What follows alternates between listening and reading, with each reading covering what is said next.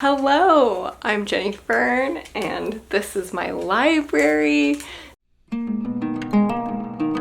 Today we're going to do a silly video. We are going to physically, in real life, tier rank the Goosebumps covers. So, why am I on the floor? I'm on the floor because when I see tier ranking videos, you have to be on the computer. I don't want to be on the computer right now. Just got off of work, my dog's drinking water. I want to be on the floor. I want to be a feral little kid playing with her Goosebumps on the floor, so I'm going to do that. When I was a child, I had an amazing collection of Goosebumps, and my sister was trying to do the right thing for me. She was, rightly so, saying that I should get rid of some stuff and not be a little kid hoarder. And she convinced me to get rid of all of my Goosebumps books. And I really regret getting rid of some of the books that I got rid of. I got rid of all of my Goosebumps, and now I'm trying to collect them again by taking them out of our local thrift stores and depriving children of the joy of Goosebumps. But that's okay. I think we have 10 Goosebumps books here today. And I have 5 categories for our tier ranking. We have core memory, P good, mid, irrelevant, and burn it. I'm a huge fan, in general, of the Goosebumps covers. Most of them are core memory. Like, if we're being realistic, some of these covers, this art style in general, is so important to me. We're gonna start. We're gonna do it. Stay out of the basement. Fun fact. So this is book number 2, Stay Out of the Basement. And this is one of the, I think this is the only cover of the original covers. Clover, you got it. Why do you have to have your little noisy toy? Oh, little baby. My little baby. Auditory nightmare. Auditory nightmare, honey. This is one of the only book covers out of the original book covers. I think it might be the only that was done by a different artist. So of the first 2 Goosebumps books, I think the first one is Welcome to Dead House. I might be wrong. The cover has a house on it, and it's kind of got, I think, like purpley pinky tones. And this was done by a different artist. They chose to go with this artist that we know and love because the colors, I think, were a little bit more vibrant. So anyway, this cover doesn't 100% vibe with all of the others. It doesn't have those like splashes of bright colors, and it's maybe like a little bit more detailed. I quite like this cover though. I'm gonna put this in P good. Also, this is my junk mail. We're really working with what we have right now. Night of the Living Dummy. Super classic, slappy, iconic. The cover though, I don't like. It's boring. I'm really torn between mid and irrelevant. I'm gonna put it in irrelevant. It's not the vibrant colors that I love. Okay, Girl Who Cried Monster. I really like this one. This one's going straight to core memory. This one's also one of my favorite books of the Goosebumps series. Return of the Mummy. I did not have this one when I was a child, so it's not gonna be a core memory, honestly. It's all right. It's okay. The fumes are a little weird. I'm gonna go with mid. I like the perspective though. The hand's like really coming for you. Bad hair day. I had a science project when I was in 6th or 7th grade, and I had a science class. I made a science project. We were supposed to explain some key like chemistry concepts. So there was like solution and like the different phases of matter and that kind of thing. And so I went with a magic theme, heavily inspired by the art of this cover right here. So this is a core memory. Oh my god. Okay, Egg Monsters from Mars is just so iconic. The detail, the intense goopy detail of this little egg, and then the weird perspective of the kitchen, the very like David Lynchian fucking kitchen. And like, how do you make eggs in a kitchen this cool? This core memory, iconic. How to Kill a Monster is also really good. The lushness and like the astroturf quality of these paws, these claws here. Just the very shadowy bedroom. It's very good. The skeleton key here, I really like it. I'm gonna put this in P good. Attack of the Jack-o'-lanterns. I quite enjoy this story. I think this story is really fun. I think about it kind of a lot.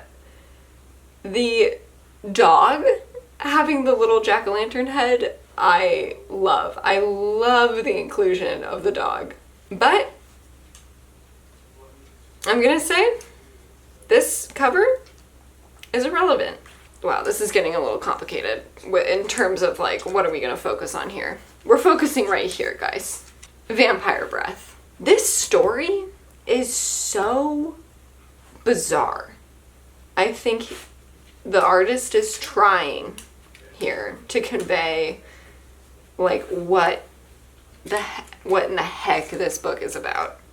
I don't really like this cover very much. I think I actually really don't like it. I think this one is the Burn It one. Just the vibe of it, I'm not into that much. So we're gonna slide this puppy down. For now, this is the last book that I have. It's Go Eat Worms, another absolute legend of a book. And we've got some really bumpy, shiny, a lot of lighting on these little worms.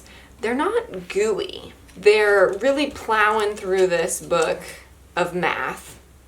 We've got a very realistic pencil.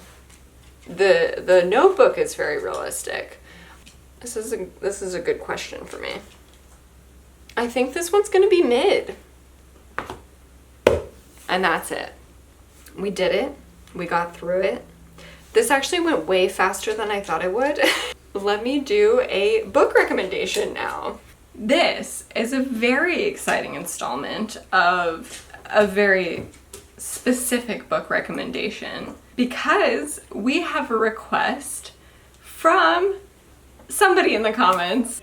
So this is from 5G Burn. The book recommendation request is for a novel to read when you've just run inside from 105-degree weather and realize you forgot to grab an ice cream at the supermarket. This is great. This is a great idea. I love this. And I was like thinking about how there were so many good middle grade books that I never read that were about like sweet treats, you know? I don't have anything like that. I read a book at the beginning of this year that was just so hot and sweaty, and that is The Breasts Half of Breasts and Eggs. Breasts and Eggs is by Mieko Kawakami. This is the problem, you guys. I read the really, really long, very eggs-heavy version of Breasts and Eggs. And I wanted the short, fun, only breasts version. I'm recommending the first part of that book, which is just like the hot summer about a woman whose sister wants to get breast implants. That's the one that I'm recommending. I really enjoyed that part of the book. The second half, which was most of the time and commitment of the book, was about like fertility stuff, egg donor kind of stuff, and I was not connected at all with it. I wasn't really interested in it. It was very like technical and like tedious, and I really didn't enjoy it. I wanted to love this book, and it was just not good for the second part of it. But I think that's the recommendation that I'm gonna go with. But I did also ask ChatGPT for its recommendations based on the exact same scenario of running inside from 105-degree weather and realizing you forgot to grab ice cream from the supermarket. So I'll read off the novels that were suggested by this. I haven't read any of them. One is The Ice Cream Queen of Orchard Street by Susan Jane Gilman. This is about a Russian immigrant who rises to fame and fortune in the ice cream industry. Then there is The Guernsey Literary and Potato Peel Society by Mary Ann Schaffer and Annie Barrows. In the aftermath of World War II, this explores a group of people on the island who form a book club for escapism and connection.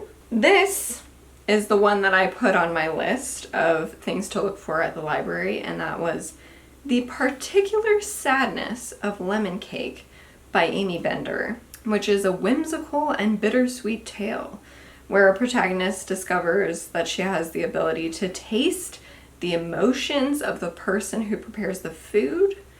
That sounds really cool.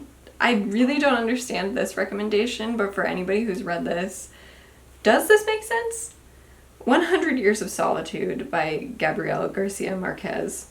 Magical realism in a fictional town filled with colorful characters spanning multiple generations. I don't know. That doesn't really scream ice cream and hot weather to me. And then Big Little Lies by Leanne Moriarty, which is about 3 women who become intertwined through a series of events in an idyllic seaside town.